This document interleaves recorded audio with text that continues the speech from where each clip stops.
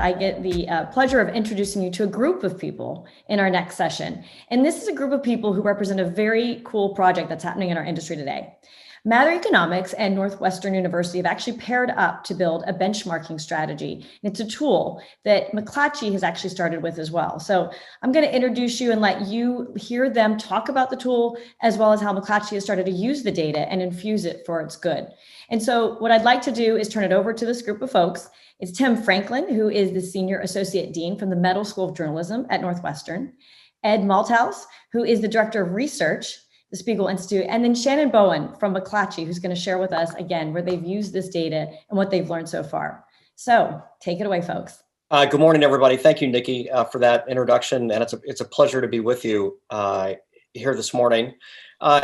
So let me just give you a little bit of background about how we got to the development of this index, and then I'm going to turn it over to my colleagues who are going to talk about how it's being used and how it can be used. So about 3 years ago, the Medill School at Northwestern University started the local news initiative as a way to do research and development and to use the research and development capabilities at Northwestern to help the local news industry at a time when sustainability obviously is a vital concern. So we launched this initiative. We were underway, and about a year and a half ago, we asked ourselves this question: with reader revenue becoming more essential, could we create a tool that would give local news leaders the ability to regularly measure their own performance with digital subscribers and benchmark it with peers across companies and across the country? The Spiegel Research Center at Medill had already been conducting deep data mining analysis of subscriber behaviors in more than 20 local news markets across the country.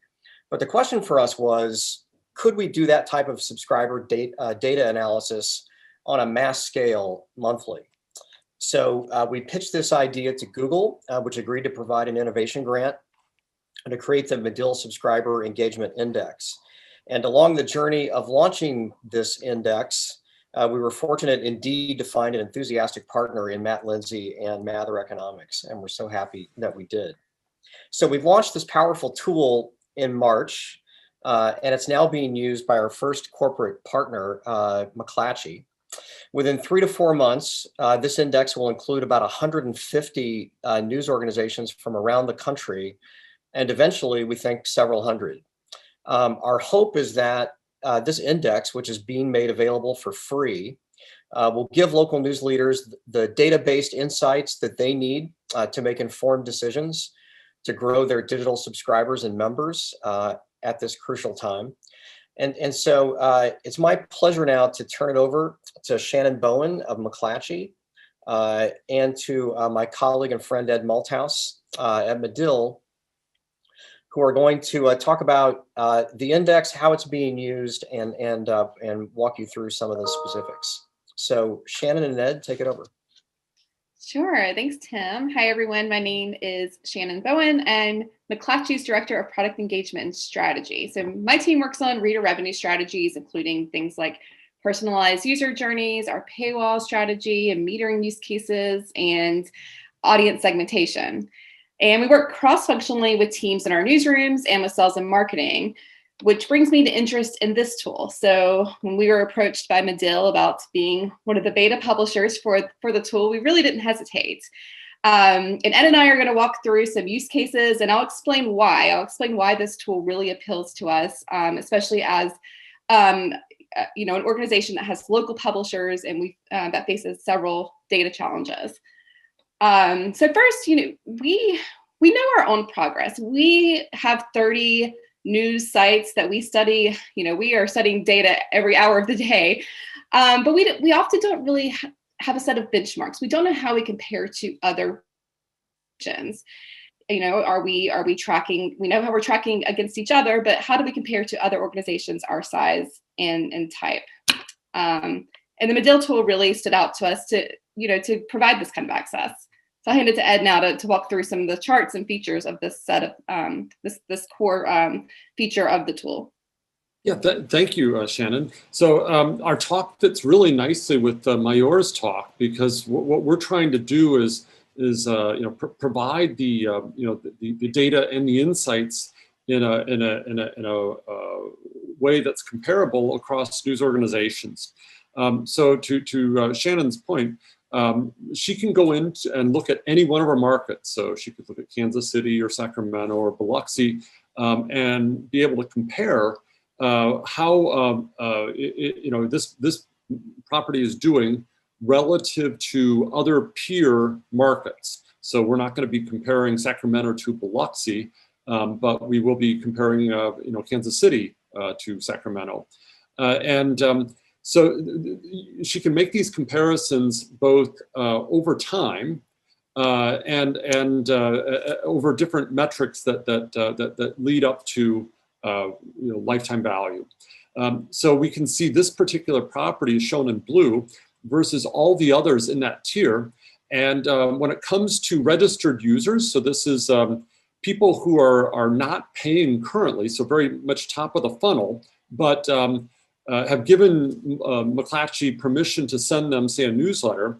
This property is doing better than benchmark markets, but and also that the trend is in a very good direction. As a second example, if you go down the funnel, if you look at retention rates of subscribers, again, this property is doing very well. If I were in one of these other markets, I would want to, be thinking about how can I emulate what this property is doing, and get up to their level in terms of retention rates. Just as a third example of a retention rate, of a metric tracked over time, is app usage. So what we found in our studies is that if you can get people to move into using the mobile app as opposed to using a mobile browser, they have a better user experience and the retention rates are higher.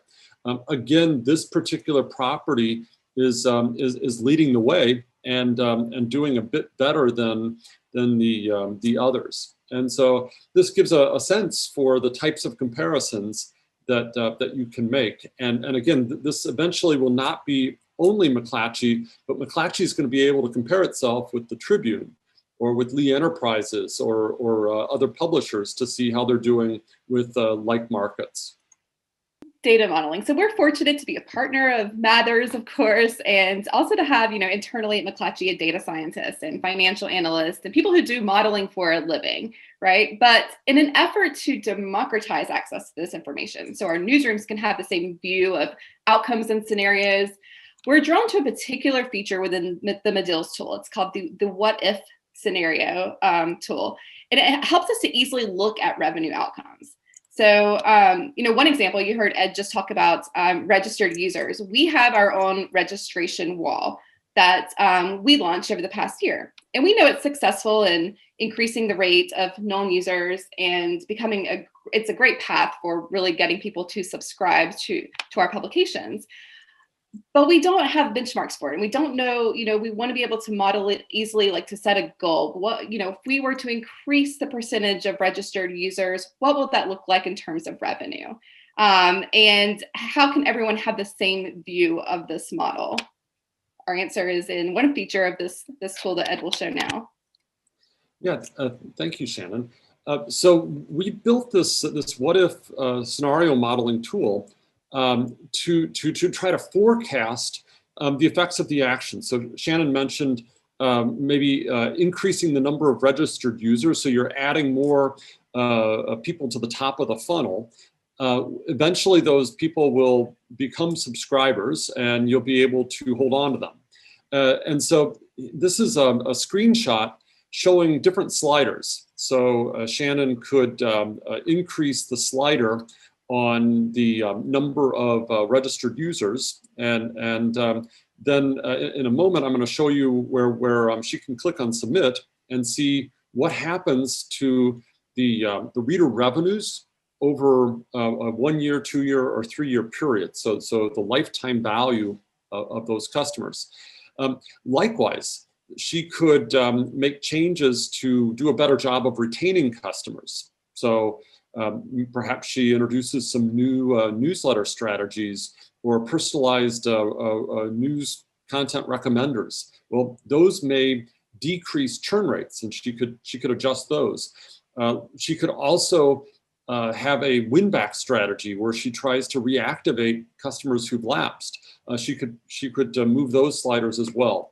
And so if she scrolls down, she can hit submit, and then she can see that, for example, this reader database is worth about $26 million. If she were to tweak one of those retention rates or put a greater emphasis on acquisition, what would happen to this? And then she can kind of project this forward over the 3 years and anticipate the consequences of her changes. We have churn models like many of you. We use churn models to help find people who are likely to leave us and stop paying for their subscriptions. But often the churn models don't always answer why. And the why is really important, especially in terms that our editors or audience strategists need to know. They're looking for clues about content or about our products like newsletters, things that they can control and really have an impact on. So I really like one feature that is here in this tool. It features churn drivers based on content. And this is based on our data about our own content and our own newsletters. Let's have a look, Ed. Yeah, so as Shannon mentioned, we try to give some hints as to what you can do. I refer to this as unpeeling the onion to increase these retention rates. So we build two sets of churn models. On the left, we have what leads a customer to churn or to stay a subscriber, but often it's too hard to see so far down the road, and it's better to look at what I call the canary in the coal mine. So the canary in the coal mine is how regularly is a customer reading you. So what we've shown is that if regularity drops off, that's an early indicator that the relationship is at risk. And so, what we can do is understand what drives regularity, this habit, and what has a direct effect on churn. And so off to the right, we can see these areas of content are all associated with increasing regularity, which then is going to increase retention. So health is really all the COVID articles, and that is gold. If I'm coming to McClatchy to stay up to date on the virus situation, that's a strong indicator that I'm going to be coming back next week, which means I'm going to be paying next month as well.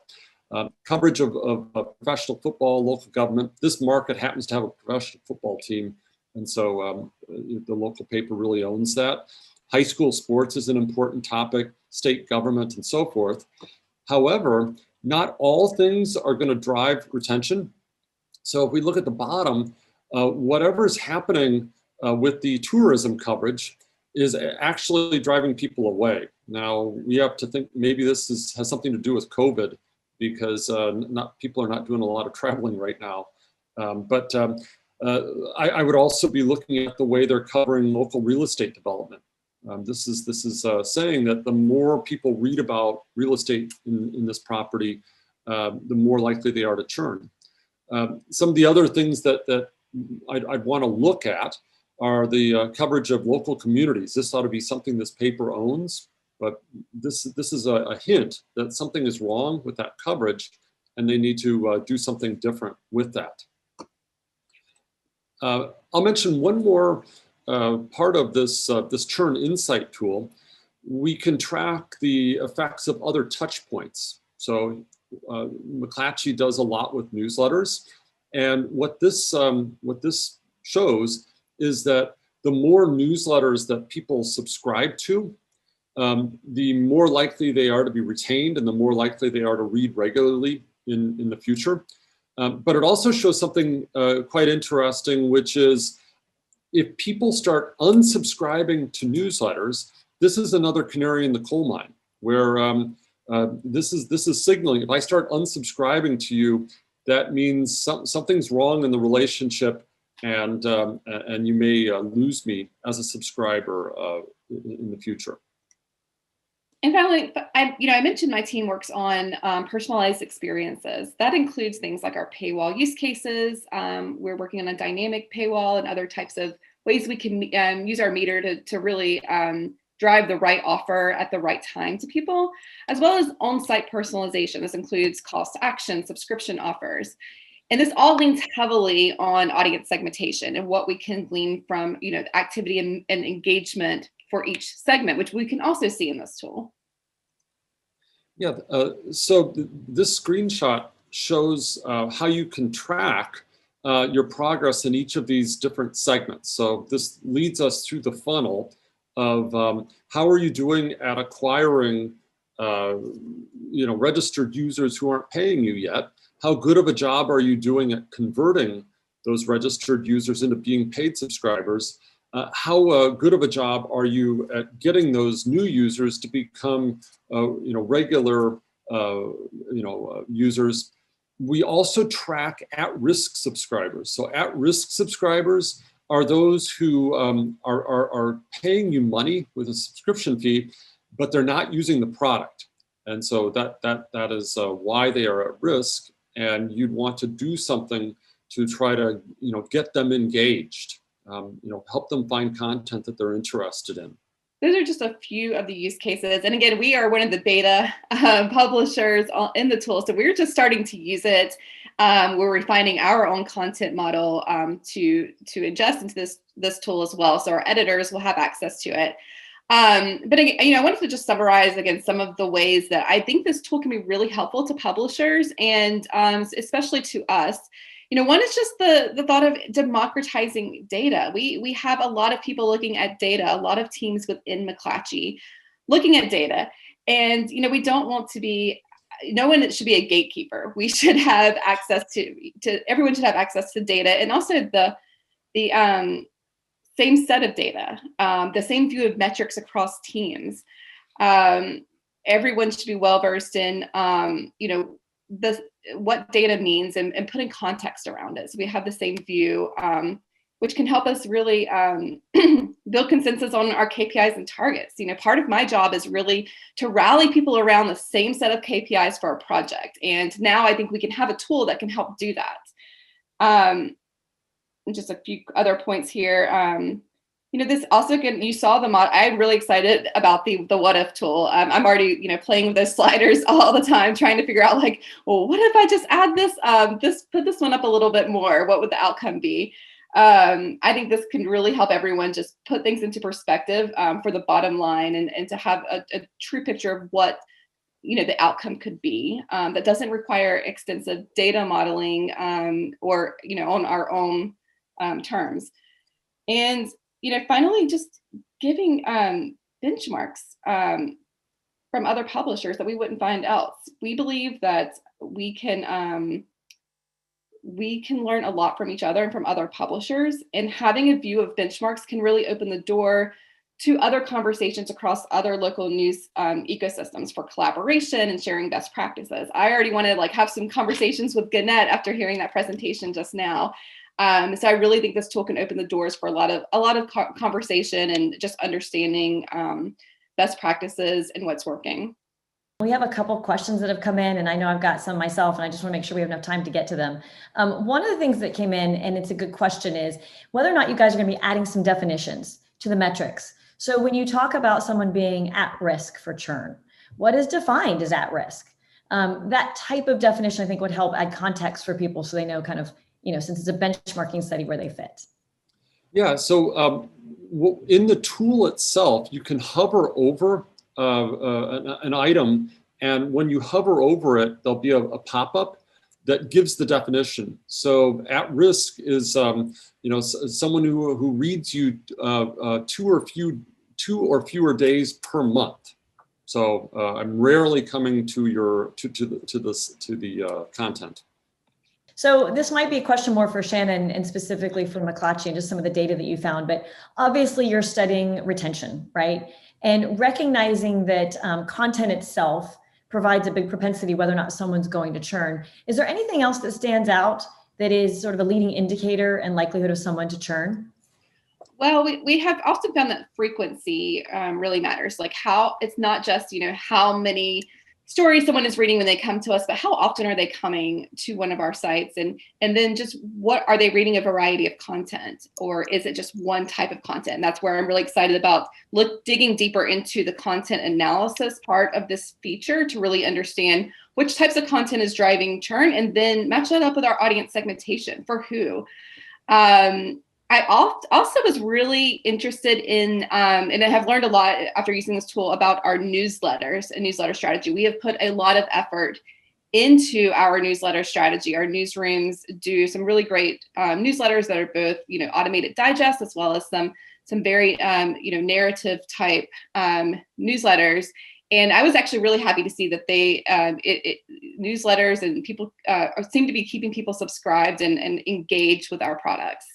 I want to work a little bit more now on trying to figure out why people are unsubscribing and how that leads to churn, so that way we can provide people with the best experience. Let me add just a little bit to that. I mentioned earlier that we found that people who are only using a mobile browser as opposed to the app are more likely to churn. We've have other findings, for example, with ad blockers. We found that the people who are using ad blockers tend to come back more often, they spend more time, and they're less likely to churn than those who are not using the ad blockers. And this was a finding actually we had with Gannett. I know they've been testing the effects of ad light subscription models. Or another finding that we found is that when people are reading what we call differentiated content, stuff that I can only find on that website, which could be, coverage of, local government or local sports, that tends to make them stickier. If I'm only coming to you for commoditized content, then that's, sometimes they're even more likely to churn. So, good question.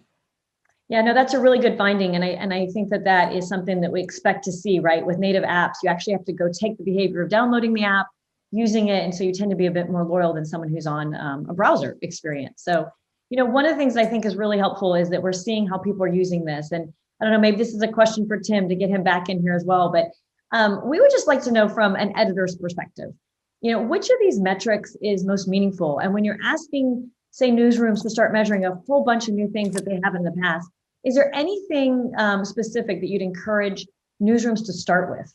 What's the key thing, for getting engagement that you'd say, make sure you're measuring this, if nothing else? As an editor, I would look at those churn drivers and look at content that is causing people to be sticky and that is causing people to churn.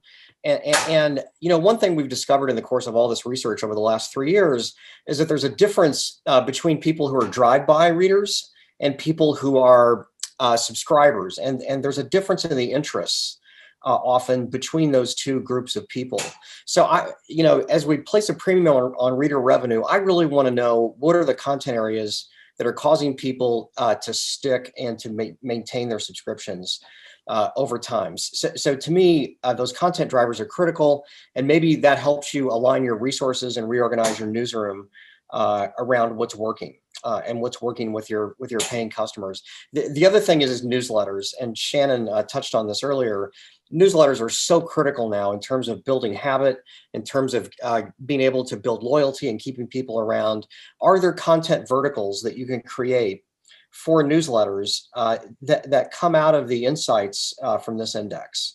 So if you know that coverage of state government, or if you know that coverage of pro sports is a big driver in your own market, are there content specific newsletters that you can create out of those content areas? So I think that's another big advantage of this index. Yeah.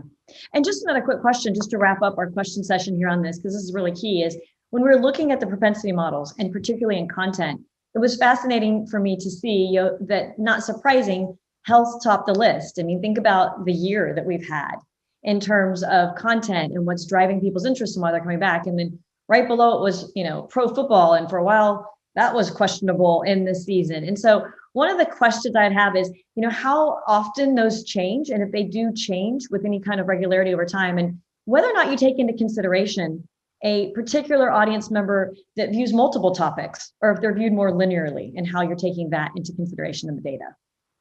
So we update the churn models every month. And what we're going to be doing is offering